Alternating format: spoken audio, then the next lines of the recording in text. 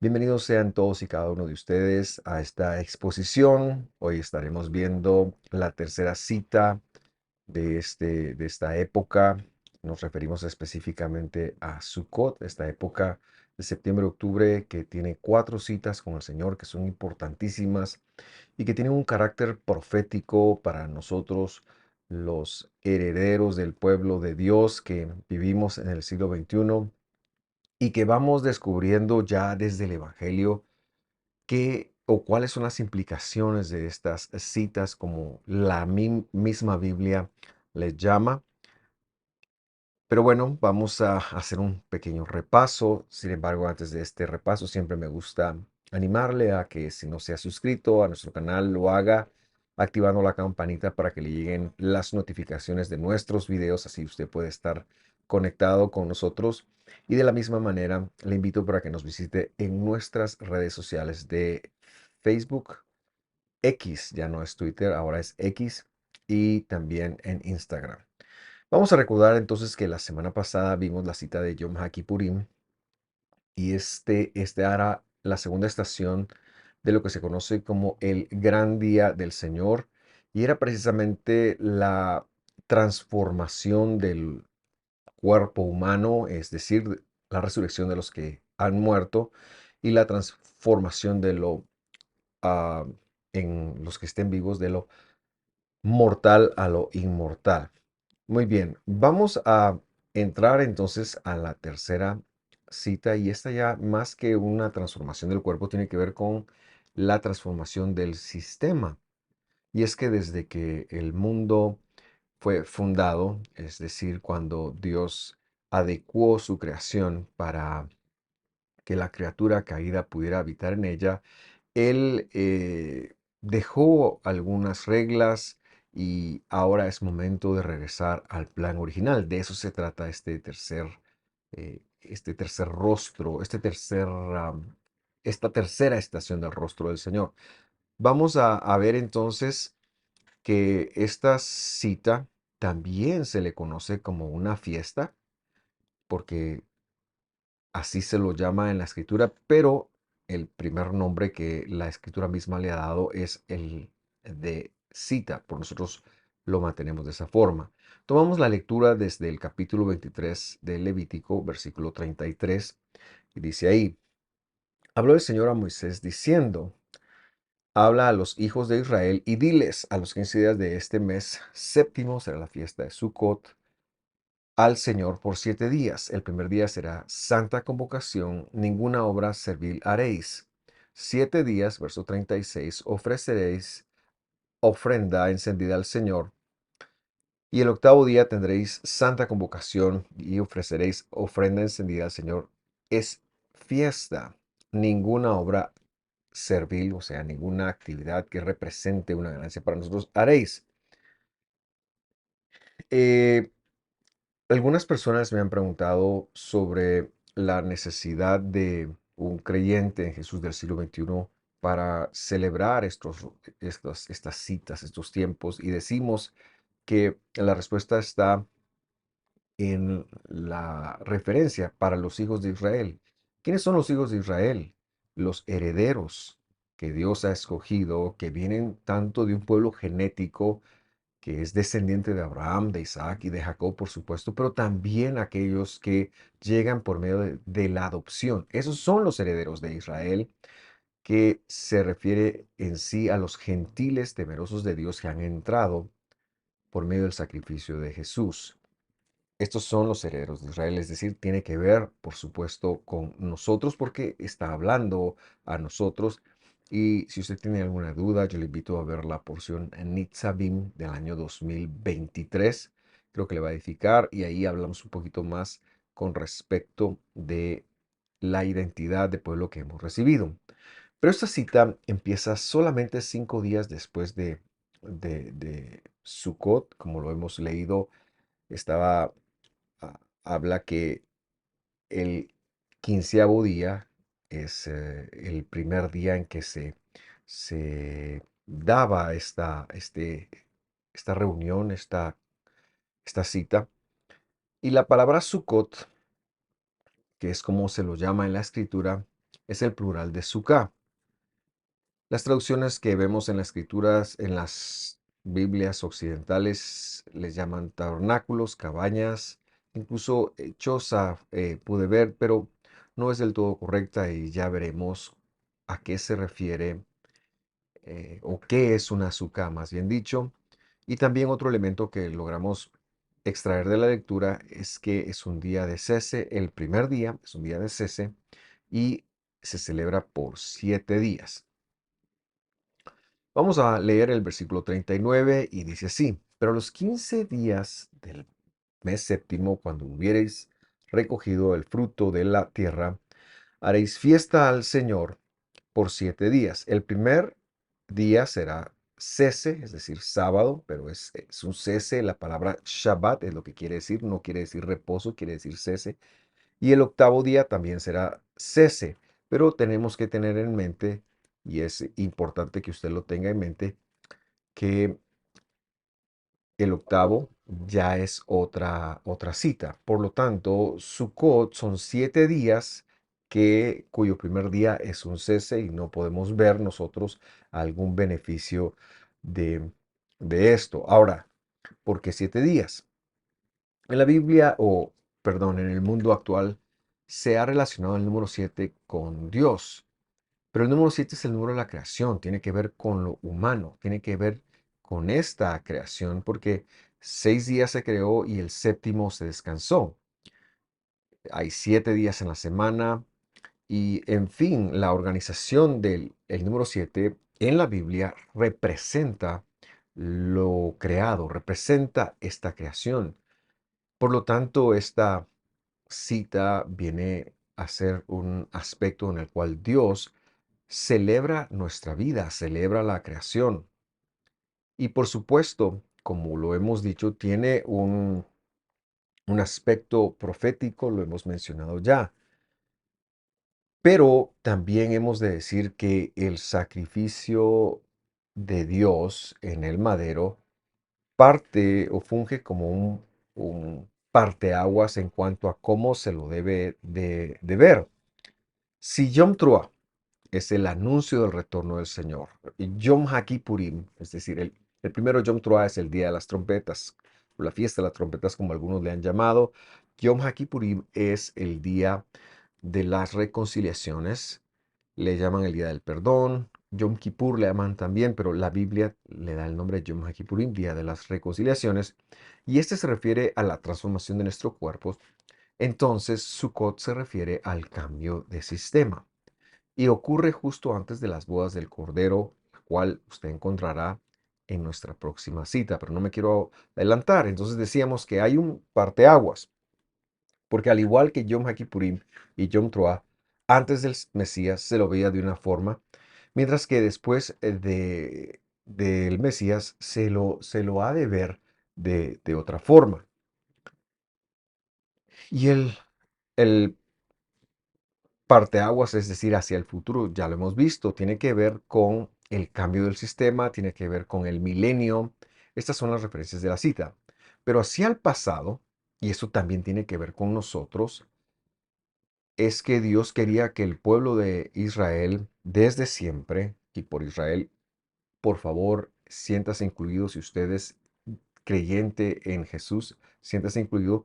El pueblo de Israel había pasado 40 años en el desierto.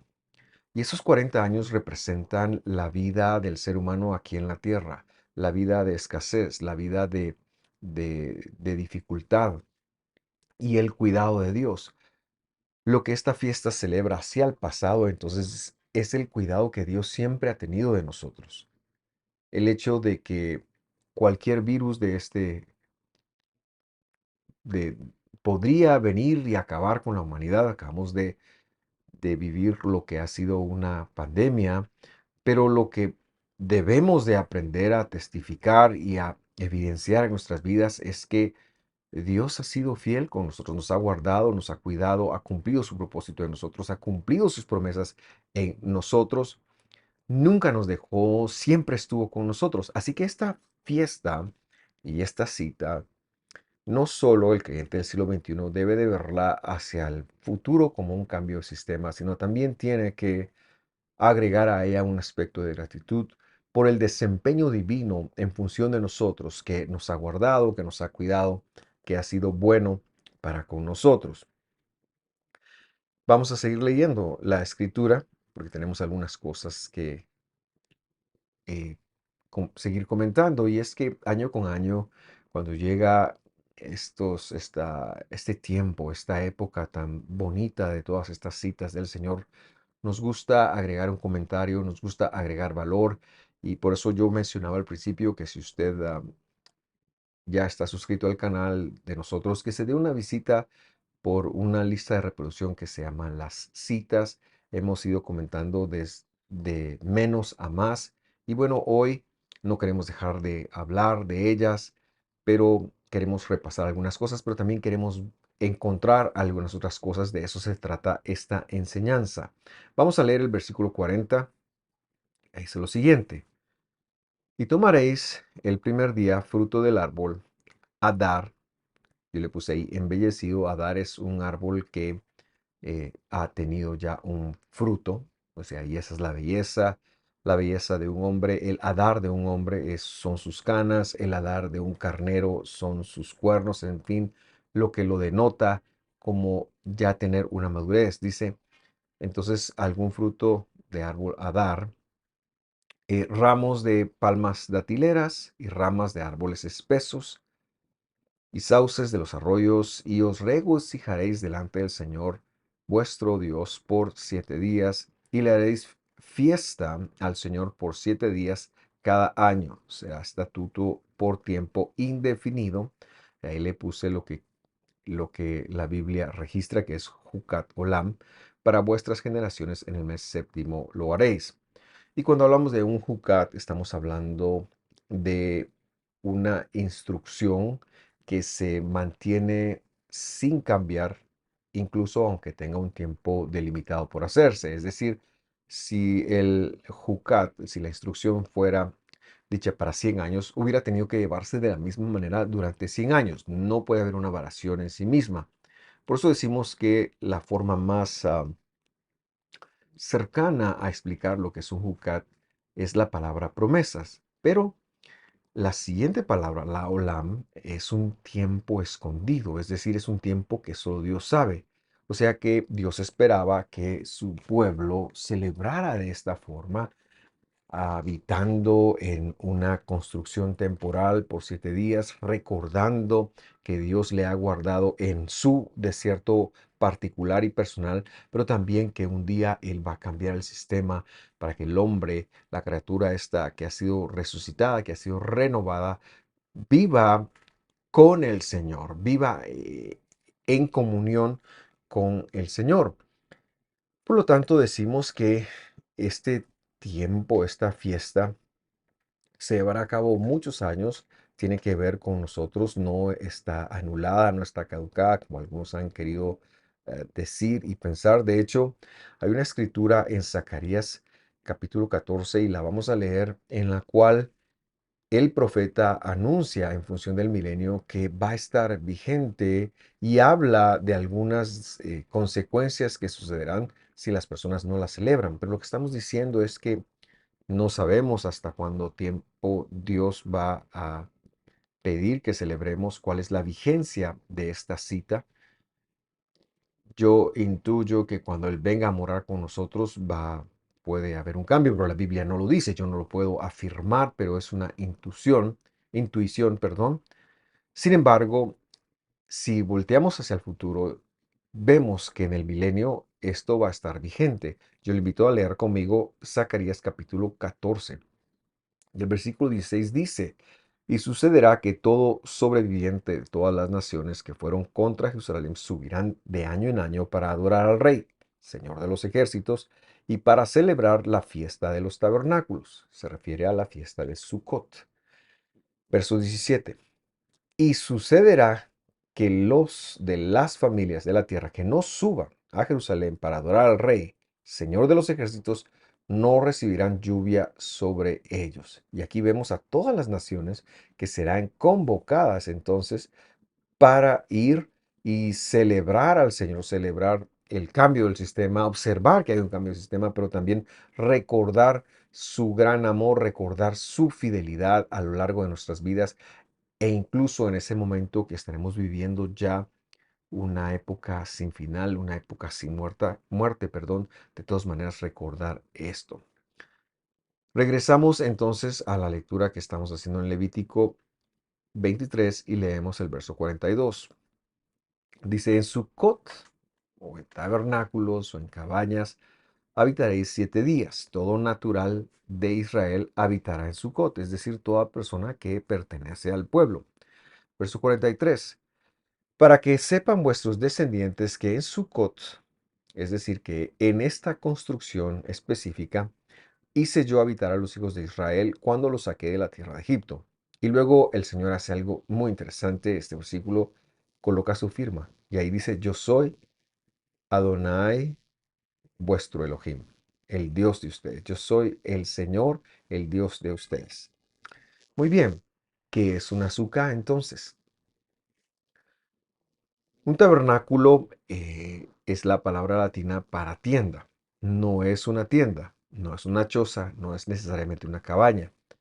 Una suca es más bien una construcción temporal, cuadrada, que tiene, como lo hemos leído, elementos de la tierra de Israel. Es decir, tiene elementos del desierto, pero también tiene elementos de la tierra de Israel. Y nosotros sabemos que cuando se habla, porque esta instrucción se está dando más o menos en el segundo año que los israelitas, que el pueblo de Dios están en el desierto, entonces ellos tendrían que juntar palos, tendrían que juntar algunas lonas, tendrían que juntar algunas cosas de los elementos que los rodean. Y esta es una representación de donde nosotros vivimos hoy en día. Pero que también Dios les está pidiendo que cuando lleguen a Jerusalén pondrían en ella también algunos elementos de esa tierra. Y esa tierra representa lo celestial. Entonces, cuando ya lo vemos así, nosotros lo que podemos eh, percibir y lo que es necesario transmitir y reforzar es que Dios ha venido en cuerpo visible a la tierra y está haciendo una transformación de la tierra a la intención original de Dios. Pero mientras Él viene, nosotros nos juntamos, apartamos el tiempo y buscamos guardar el mandamiento con el propósito de recordarnos pedagógicamente a nosotros, con el propósito de trasladarlo a nuestra descendencia, a discípulos, a personas a quien esté dispuesto a escuchar, de que Dios va a regresar y va a cambiar el sistema, de que esto que vemos hoy es temporal. Es temporal y por eso es que se han pedido elementos de la tierra de Israel como una representación de la vida eterna. A mí esto me llena de mucha alegría y de mucho regocijo y creo que es importante que nosotros señalemos en este momento que no debemos de tener miedo y pensar que esto tiene algo que ver con genética nada más.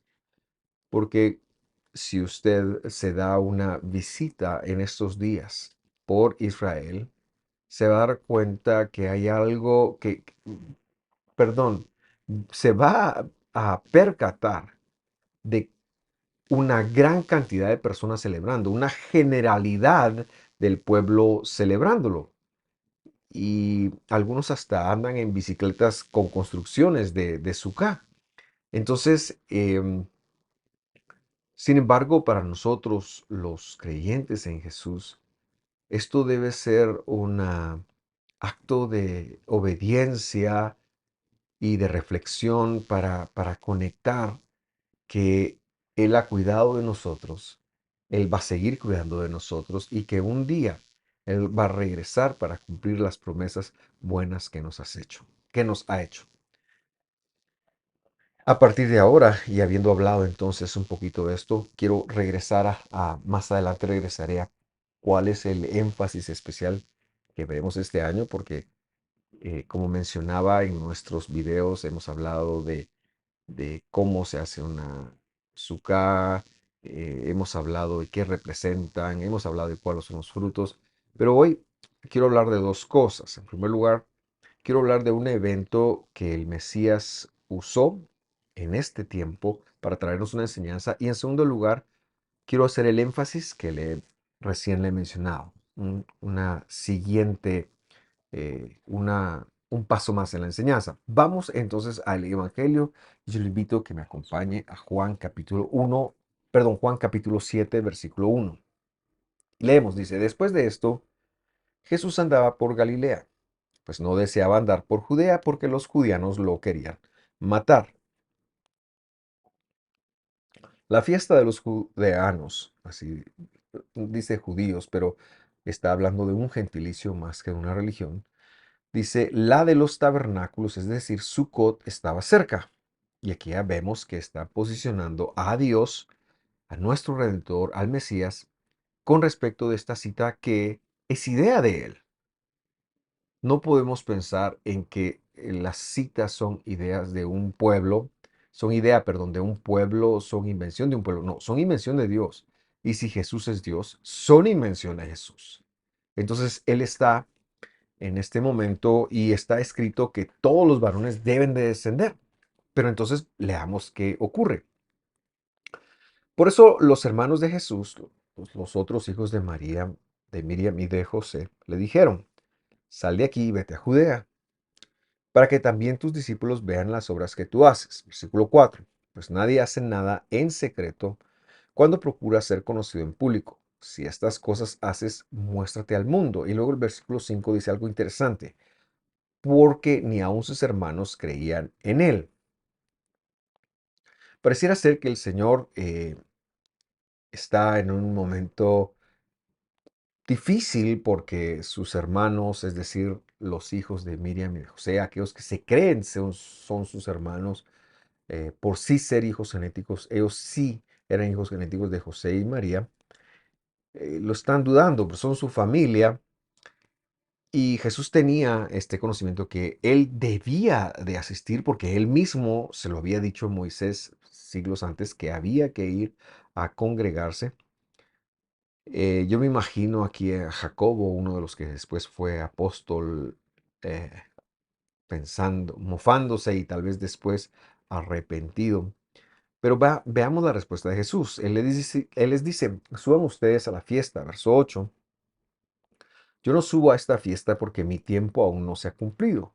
Verso 9, y habiéndoles dicho esto, se quedó en Galilea. Ahora, estaba ordenado que él fuera. Él, estando aquí en la tierra y habiendo venido subordinado a su propia palabra, tenía que ir. Sin embargo, al ver la incredulidad de sus hermanos, les dice, ¿saben qué? Váyanse sin mí. Yo no he venido aquí como para ser una celebridad. Yo he venido a cumplir lo que estaba escrito de mí. Y ellos estaban hablando de que debía de ganar adeptos, pero en tono de burla.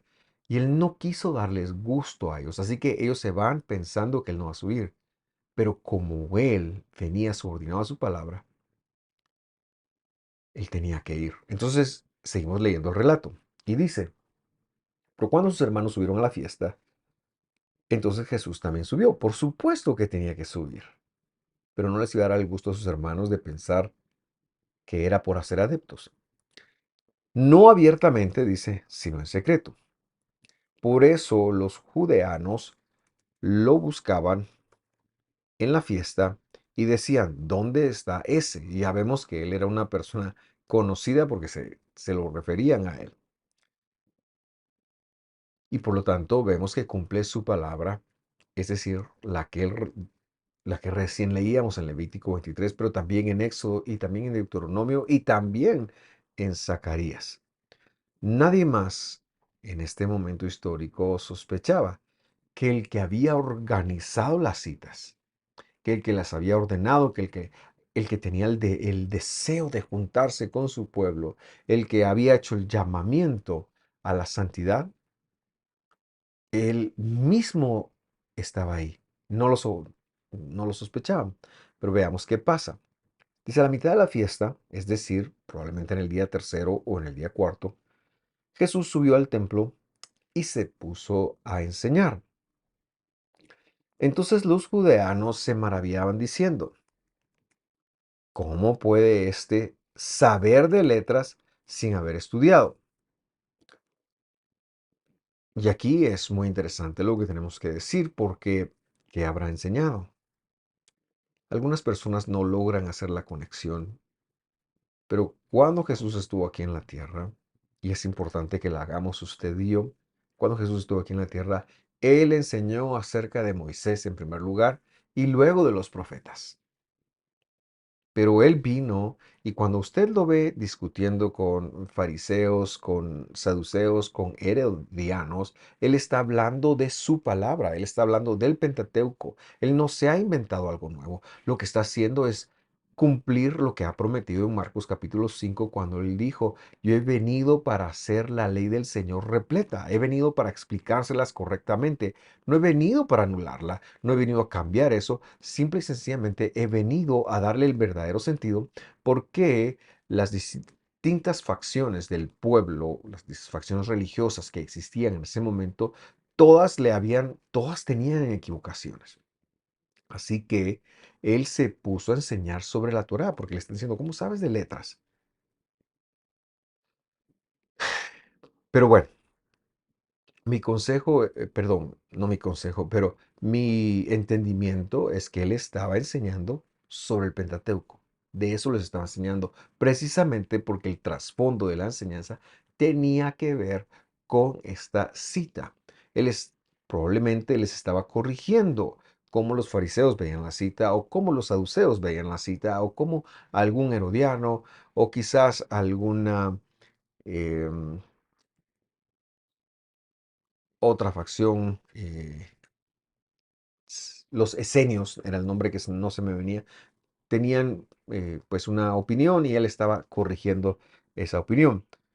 Pero luego, hacia el final de la cita, o sea, él está enseñando desde el día tercero en adelante, pero hacia el final de la cita ocurre algo impresionante.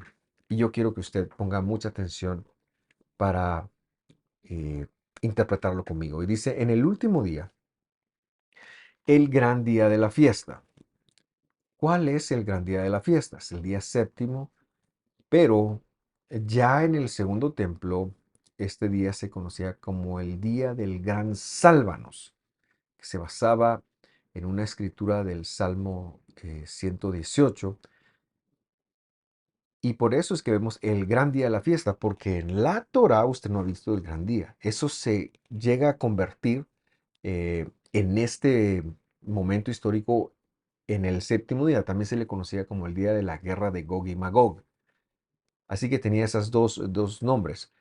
Pero el autor, el escritor, perdón, de Juan, lo que está queriendo decirnos a nosotros que vivimos 20 siglos después, 21 siglos después, es que en el día del gran sálvanos, Hoshia Haná, él se pone de pie y seguimos leyendo y dice, exclamó en alta voz, si alguien tiene sed, que venga a mí y beba. Ahora, ¿por qué está hablando de la sed?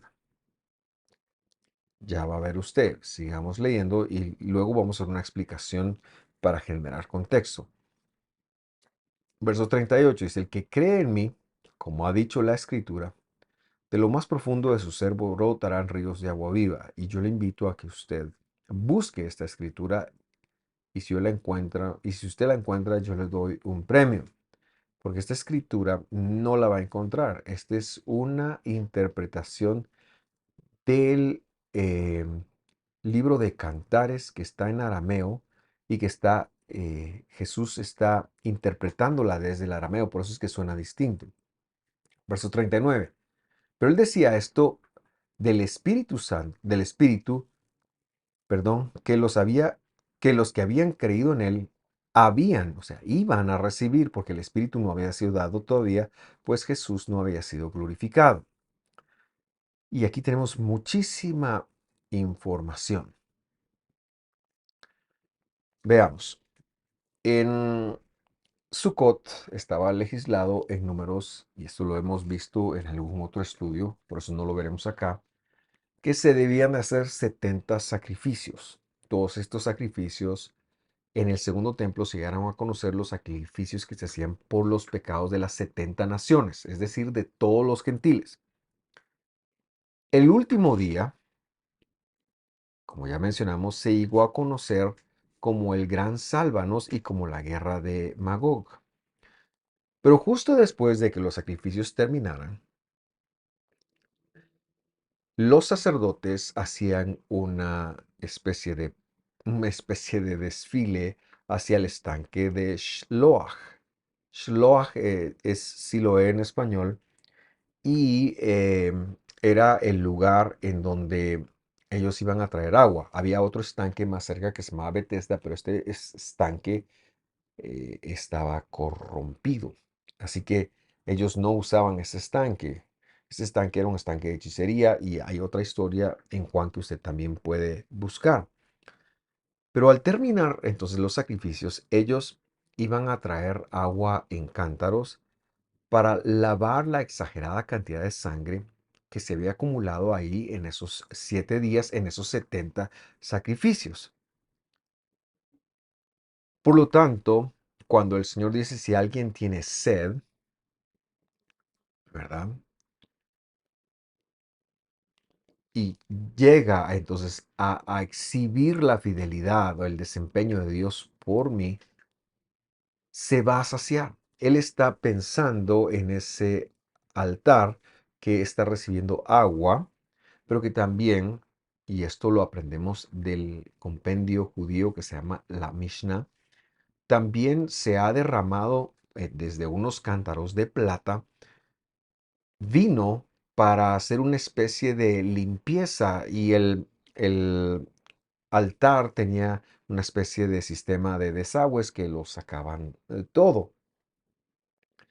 Y en ese momento en donde ellos están lavando la exagerada cantidad de sangre que se ha acumulado por tanto sacrificio, Dios mismo se pone de pie y dice, si alguien tiene sed, así como este altar que ustedes ahora están viendo, esa es la referencia que hace. Él dice, si alguien tiene sed, yo puedo calmar esa sed, pero esa sed va a ser el Espíritu, el cual yo les voy a dar a aquellos que crean en mí. Todavía no ha ocurrido porque Él no ha sido muerto y resucitado, así que todavía no ha ocurrido. Pero lo que quiero que usted conecte es que en esta cita, Él está haciendo un ofrecimiento de la salvación, porque aquel que no encuentra la salvación buscará la redención de su vida, aunque no lo sepa, de muchas maneras. Pero esa redención, esa salvación solo puede llegar de creer en Jesús. Y por creer en Jesús nos referimos a recibirlo, conectarlo y empezar a vivir como Jesús ha dicho, es decir, en el poder del Espíritu. Cuando estamos hablando de Espíritu acá, se refiere al sello de Dios, se refiere a la salvación de Dios. Y es en el marco de esta cita que Él está diciendo que Él va a salvar. Esto es muy importante porque año con año Dios siempre nos deja una enseñanza en este momento, porque las citas son para conectarse con Dios. Y por eso es que nosotros mencionamos aquí que progresivamente, año con año, hacemos nuevas conexiones y los mandamientos también son así, en la medida que los vamos guardando, en la medida que nos vamos impregnando del servicio a la palabra de Dios, de su voz, vamos entendiendo mejor qué hay que hacer, vamos obteniendo más gozo y por supuesto nuestros corazones se llenan más de la habilidad de Dios para hacer. Él está ofreciendo, en el marco de esta cita, me refiero a Jesús, la salvación del sistema actual. Y nos ofrece que el que bebe de él y luego vive demostrando que ha bebido de él será con quien él compartirá el agua de vida eterna. Para mí es impresionante que esta conexión la haya hecho. ¿Por qué nunca lo vimos así? Porque no hemos leído el Evangelio en su contexto, porque no le hemos dado la importancia a las fiestas, pero es impresionante que el estanque de Siloé, quiere decir el enviado, era el que le calmaba la sed al altar. Bueno, el enviado, el verdadero enviado de Dios, el que es el que vino, el que se envió a sí mismo para venir y darnos vida, él es el único que puede calmar la sed de nosotros y esa enseñanza la quería dejar en su corazón. Así que yo le invito a estudiar, a leer y por lo menos a hacer, aunque sea un tiempo de comida al aire libre en esta semana, un tiempo de meditación para conectar que en esta vida Dios nos va a guardar, nos va a proteger y en la vida, en el mundo venidero, como lo ha mencionado el Evangelio, Él va a transformar nuestra realidad. Por último, quisiera aterrizar, como lo he mencionado, en cómo se celebra. Bueno, ya he mencionado un poco de eso también y le invitaba yo a que pudiera usted hacer una pequeña construcción en algún lugar de afuera de su casa. Históricamente nosotros en esta iglesia hacemos una sukkah que la colocamos acá como una pedagogía. Nos gusta compartir eso con nuestros niños. Pero haga una comida al aire libre, comente este estudio con alguien más, vea algún otro de nuestros estudios y, sin, y haga una cosa más. Y esto es donde quiero aterrizar la enseñanza. Deuteronomio 16, capítulo 16, versículo 15. Lea conmigo, por favor.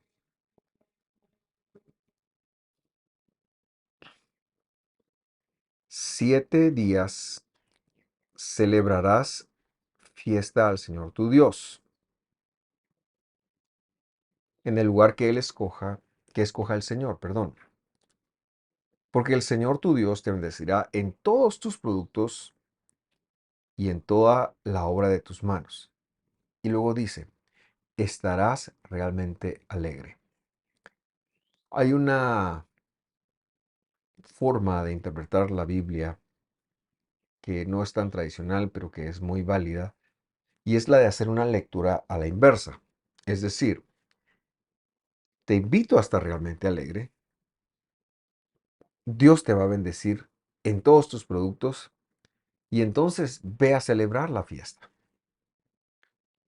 Dios nos ha apartado un tiempo especial en el cual da una cita de 7 días. Hay otra cita de 7 días y es la cita de Pesaj, los panes sin levadura. Y esta pedagogía tiene que ver con eliminar la levadura, es decir, el pecado de nuestra vida. Pero la pedagogía de estos 7 días de Sukkot tiene que ver con la alegría, tiene que ver con estar muy alegre, tiene que ver con alegrarnos. Tiene que ver con que si tú pones el espacio, Dios va a llenar tu boca de risa, Dios va a llenar tu boca de alegría. Y cuánta necesidad tenemos de que la alegría se convierta algo importante en nuestras vidas. Mi oración es que usted pueda rendir cualquier otra emoción en estos días porque hay una unción, porque hay un poder de Dios para traer gozo, para traer vida, para traer deleite a nosotros. Que usted pueda rendir cualquier emoción, que sea tristeza, sea ira, no sé qué esté viviendo en este momento, pero que pueda alegrarse, que pueda rendir su corazón a la alegría de Dios. El gozo del Señor es una fortaleza que Él nos da. Claro, nosotros tenemos que ponerlo, tenemos que estar dispuestos, pero la alegría la va a dar Él. Al alegrarnos, al ser obediente en alegrarnos, Él nos bendecirá. Nos hará partícipe de su incremento para el próximo año. Por lo tanto, toca celebrar. Toca celebrar. Yo le invito a tomar un tiempo. Hoy Sukkot empezó, eh, a ver, ahorita le digo cuándo empezó.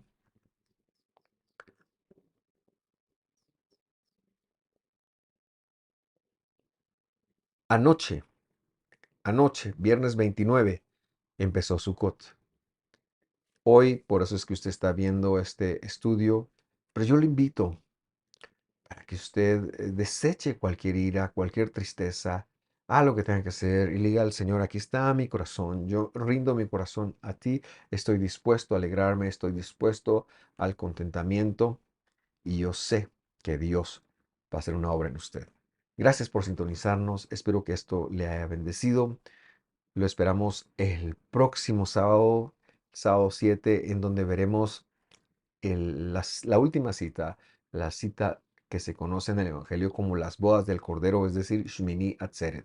Gracias por sintonizarnos, que Dios lo bendiga, que esté muy bien. Lo esperamos la próxima semana y también los viernes a las 8 de la noche. Hasta pronto.